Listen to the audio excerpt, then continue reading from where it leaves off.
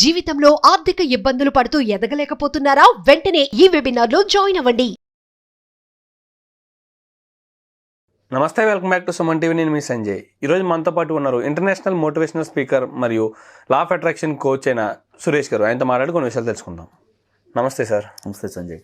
Law of attraction చేస్తున్నాం అంటే affirmations చేస్తున్నాం, ఈ లా ఆఫ్ అట్రాక్షన్ ట్రిక్స్ పాటిస్తున్నాం, అయినా మాకు మనీని అట్రాక్ట్ చేయలేకపోతున్నాం అని కొన్ని చోట్ల వింటూ ఉన్నాను నేను. అసలు ఎందుకు ఇలా జరుగుతుందంటారు? వాళ్ళు చేసిన పొరపాట్లు ఏంటంటారు? అలా జరగడానికి గల కారణాలు ఏంటి? అంటే ఇక్కడ డిఫరెంట్ మైండ్ సెట్ పీపుల్స్ ఉంటారు.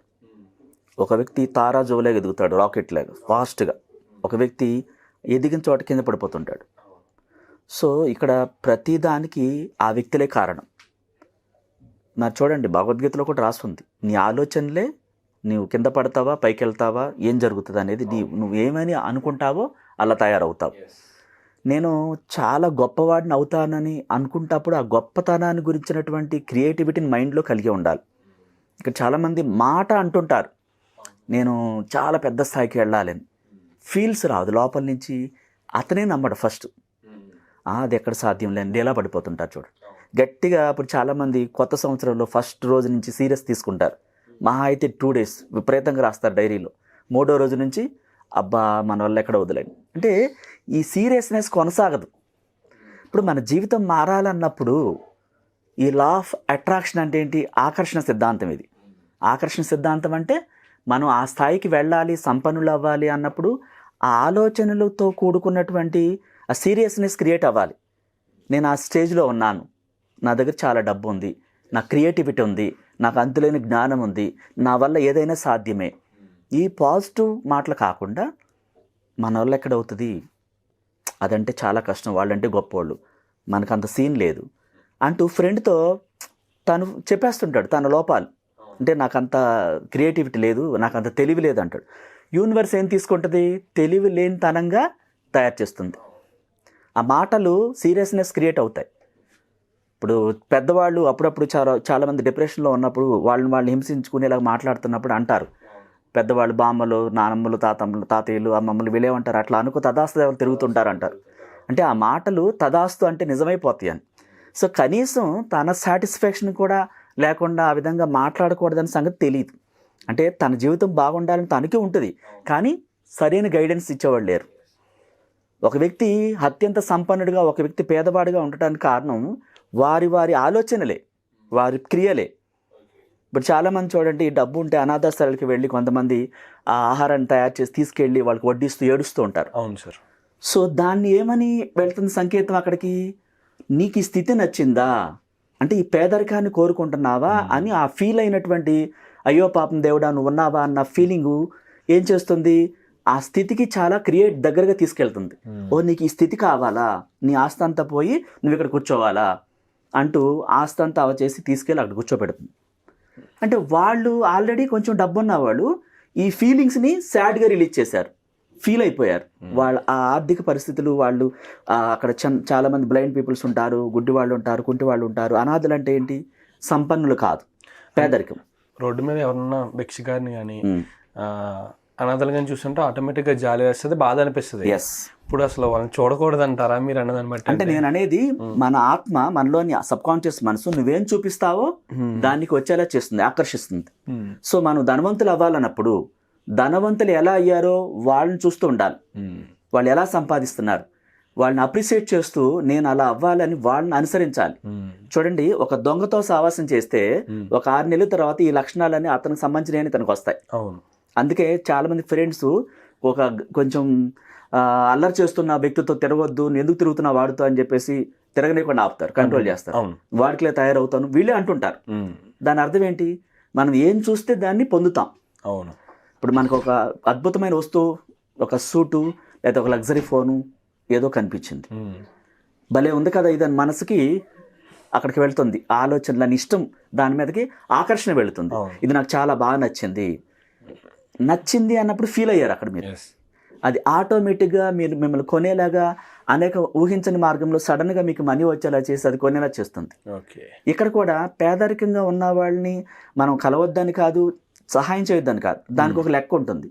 బిల్ గేట్ అనేవాడు చూడండి, ఎక్కడ కూడా డైరెక్ట్గా అనాథాశ్రమాలకు వెళ్ళి బెగర్స్ దగ్గరికి వెళ్ళి దానం చేస్తున్నట్టు ఒక ఫోటో కనిపించదు. అవును. కేవలం గురువుల ద్వారా సహాయం చేస్తారు. 10% వచ్చిన దాంట్లో అంటే కుడి చేత్తో చేసిన సహాయం ఎడం చేతికి తెలియకూడదు. అక్కడితో వదిలిపెట్టేయాలి. నువ్వు సహాయం చేసావు, నేను చేశానని చెప్పేసి దాన్ని ఫేస్బుక్లో పెట్టుకుని 100 మంది చూపించటాలు చెప్పటాలు ఇలాంటివి చేస్తే దానికి ఫలితం 0. గొప్ప గొప్ప వాళ్ళు చూడండి సహాయం చేస్తానని ఎక్కడ చెప్పరు. అవును సార్. ప్లస్ కనీసం విడుదల చేయరు, ఫోటో కూడా విడుదల చేయరు. అంటే మన శరీరంలోనే మరో పార్ట్కి తెలియకూడదు, ఒక పార్ట్తో చేసింది, కుడి చేత్తో చేసింది. ఇలాంటి సీక్రెట్స్ ఉంటాయి అన్నమాట.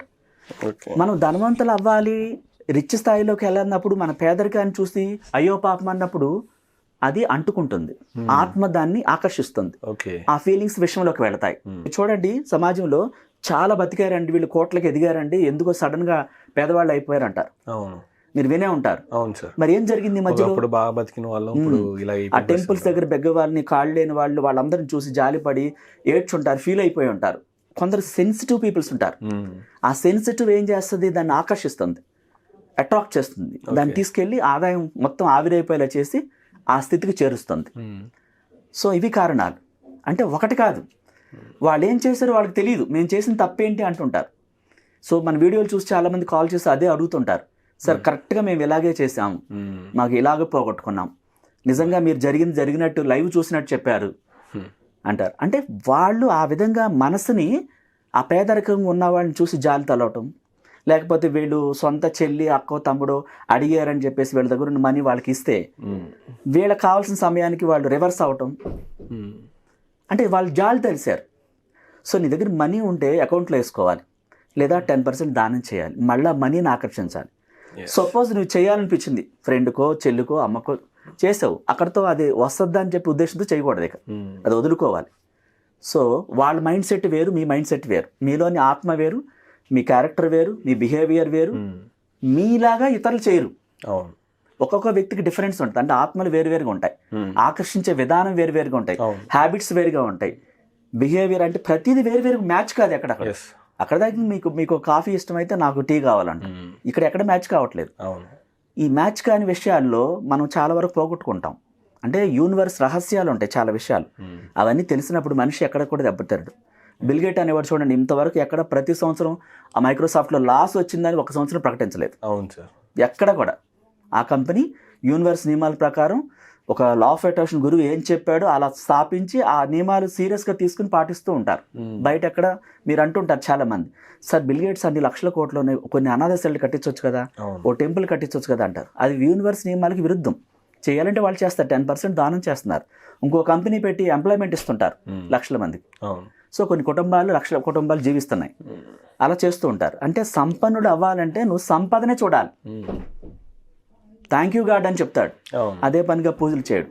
అంటే మనీని అట్రాక్ట్ చేయడానికి, మనీకి సంబంధించిన విషయాల్లో ఆ సీరియస్నెస్ ఉండాలి, ఆ పట్టుదల, ఎనర్జీ లెవెల్స్ ఆ సంపద మీదే ఉండాలి.